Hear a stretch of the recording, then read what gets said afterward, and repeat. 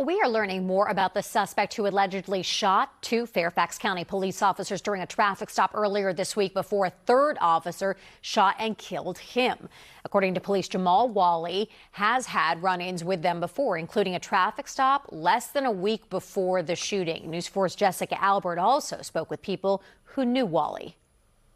Neighbors of 36-year-old Jamal Wally were stunned when they learned he was the man killed during a traffic stop less than a mile from his home in the Greenbrier community. He always seemed a little different, but nothing out of the ordinary. One neighbor we spoke with who didn't want to be identified says his son is friends with one of Wally's children. We would have movie nights and him and my son would play Fortnite. News 4 stopped by Wally's home, but his family told us they were too devastated to talk.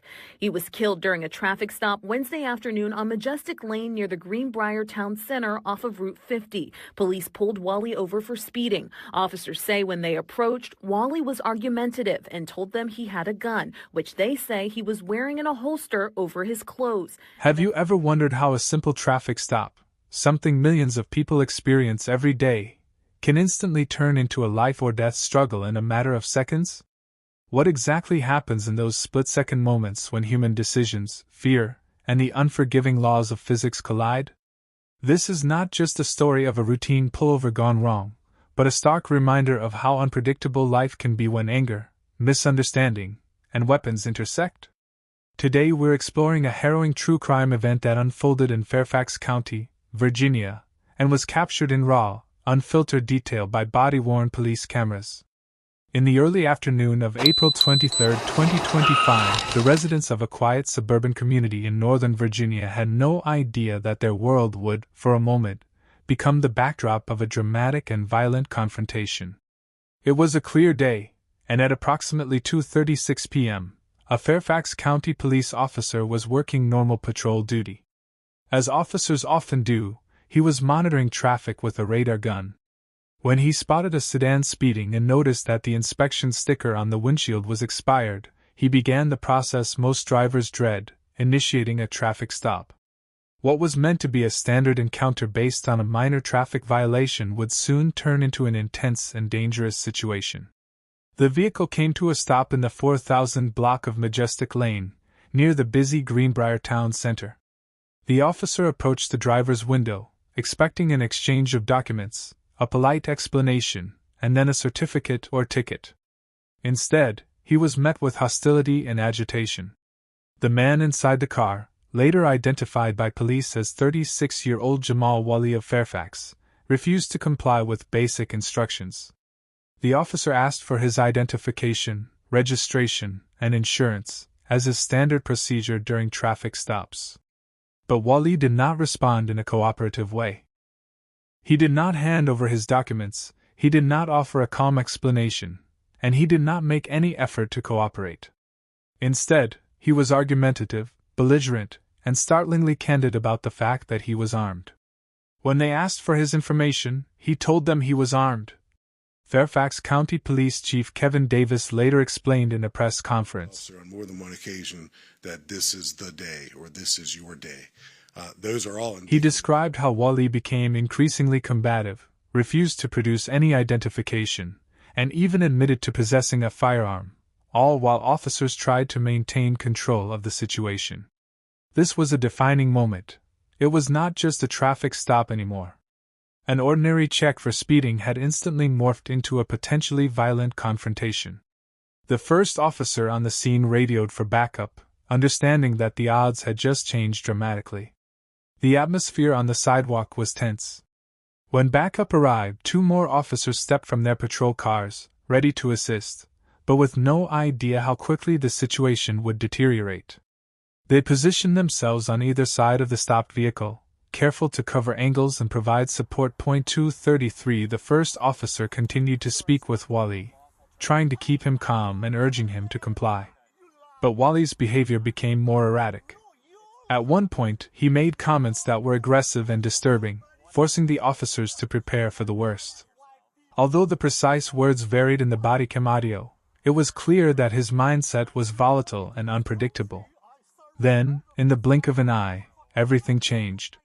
Wally reached for the gun he had openly admitted to carrying, which was holstered at his waist. As the officers tried repeatedly to command him to stop, he drew the weapon and opened fire. The sound of gunshots rang out in the Greenbrier parking lot, shattering the normalcy of the afternoon. One bullet struck an officer in the upper arm, then continued and struck another officer in the forearm, grazing them with enough force to cause injury but not enough to be fatal. The shock of being shot echoed in their voices, captured on body-worn cameras, as one of the officers called out, "I'm hit!" while retreating for cover. The world slowed down for a moment for those officers. Pain, confusion, and adrenaline mixed together as they tried to stay alive. Despite being wounded, they kept their focus, training, and discipline. Meanwhile, Wally stood still for a moment after firing, his intentions clear and terrifying. The gunfight was no longer a routine part of police work, it had become a desperate struggle for survival. At that point, the third officer, who had arrived and was positioned on the passenger side of the car, faced a decision that no human being ever wants to make. He drew his weapon and fired back. Within seconds, he fired multiple shots, striking Wally in the torso. The shooting stopped as suddenly as it had begun, leaving silence punctuated only by the sound of distant traffic and the rushed voices of officers calling for medical assistance. Emergency medical teams were called immediately. The two officers who had been shot were rushed to nearby hospitals, their injuries serious but, thankfully, not life-threatening. Doctors treated them, and both were expected to recover. Their families, friends, and fellow officers breathed a collective sigh of relief that they would survive a violent ordeal that could have ended much worse. Meanwhile, Wally, struck multiple times, received medical attention from police and paramedics, but he was later pronounced dead at a hospital. In the aftermath of the shooting, Fairfax County Police Chief Kevin Davis stood before reporters and the public to address what had occurred. He explained that officers had followed proper procedures, attempted de-escalation, and acted in a way that saved lives. He emphasized that the officers who were shot were fortunate to be alive and that the quick response of the third officer who returned fire prevented further tragedy. The chief made it clear that, based on the bodycam evidence and the circumstances, the use of deadly force was justified under department policy. Body-worn camera footage was later released by the Fairfax County Police Department, giving the public an unfiltered look at the reality of that confrontation. Seeing the entire interaction, from the first approach to the exchange of gunfire, allowed citizens to witness what the officers faced in those critical moments. It also opened up conversations about mental health, law enforcement interactions, gun laws, and the unpredictability of seemingly everyday situations. The video shook many people because it revealed both the humanity and vulnerability of the officers involved. It showed them giving commands calmly, even as fear must have raced through their minds. It showed them trying to reason, to gain compliance, and to control a situation that quickly spun out of control. Because it was captured in real time, without edits or narrative, viewers around the world could see exactly how rapidly the encounter deteriorated. It forced everyone to confront an uncomfortable truth. Sometimes the people who have sworn to protect the society face unimaginable danger, and sometimes, decisions made in a split second determine life or death. But beyond the immediate drama of the shooting itself, this incident raised crucial questions about the man at the center of it. Who was Jamal Wally? What led him to behave in such a hostile and ultimately fatal way? Some reports indicated that he had served overseas and had worked as a translator for American forces. Others noted that he expressed frustration about his situation and the challenges he faced. While it's impossible to fully understand someone's inner thoughts or motivations from a distance, we know that he was a father, a resident of the community, and someone with a personal history that likely included struggles most people would never see. When the dust settled, investigators conducted both criminal and administrative reviews of the incident. The criminal investigation aimed to determine whether any laws were broken by the officers in their use of force, while the administrative process examined whether department policies had been followed. The conclusion from the Fairfax County authorities was that the officer who fired the fatal shots acted within the boundaries of the law and department guidelines. This conclusion brought some closure, but also sparked debate among citizens about the broader implications of encounters between police and civilians. At its core, this event is a deeply human story, one that touches on fear, misunderstanding, authority, and tragedy. It reminds us that every traffic stop involves two separate individuals with their own lives, experiences, and emotions. It reminds us that even minor grievances can escalate beyond anyone's control when anger and weapons are involved. And it pushes us to reflect on how society supports individuals struggling with their own challenges before those problems erupt into violence. In a world where interactions between civilians and law enforcement are constantly under scrutiny, this incident stands out because it was captured in unfiltered detail. The footage did not allow for edited narratives or partial stories. It allowed citizens to see, hear, and judge for themselves. Some viewers felt sympathy for the officers.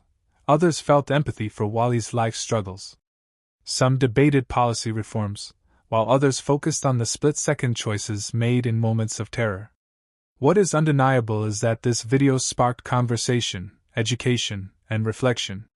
As we wrap up this story, it's worth considering the lessons that emerge from it. Not just about law enforcement procedures or how officers should manage traffic stops, but about the fragile nature of human interactions, the volatile mix of fear and misunderstanding, and the importance of community support systems. This incident is a stark reminder that behind every statistic, there are real people with families, dreams, problems, and fears. A traffic stop is more than a citation, it's an exchange between two lives that cannot always be predicted or controlled.